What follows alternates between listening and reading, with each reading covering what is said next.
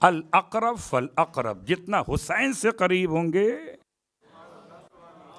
उतना खाक। अच्छा, खाक उठाने का तरीका अब मुश्किल ये कि हम तो खाक खरीद के ले आते हैं, या फिर वो खुदाम ने आपको दे दी अपनी जेब से निकाल के।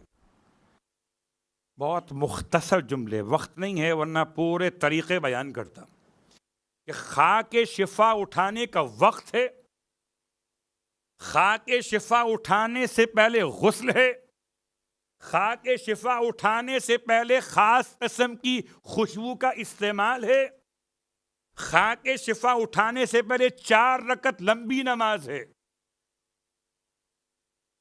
रकत अव्वल में अलम के बाद 11 मरतबा काफिरून, दोवम में अलम के बाद 11 मरतबा सूरह कद्र, सोयम में अलम के बाद 11 मरतबा सूरह तौहीद, और चौथी रकत में अलहम के बाद 11 मरतबा सूरह फतह, इन्ना फतहना लका फतहन मुबीना, सूरह फतह।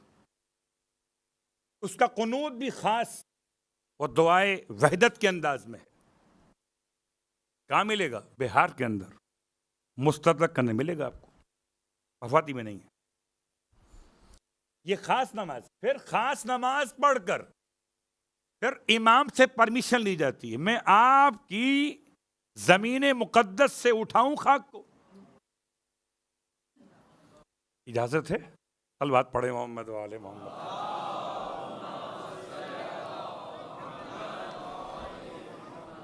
अच्छा, हमारे और आपके अंदाज क्या है वो तो आप मालूम, उठाया जेब में रख लिया, बहुत तफसील छोड़ते हुए ये तमाम बातें खाके करबला की अहमियत पे याद रखिए। खाके करबला ऐसे महफूज की जाए कि जैसे मासूम ने फरमाया तो असर भी वैसा ही होगा।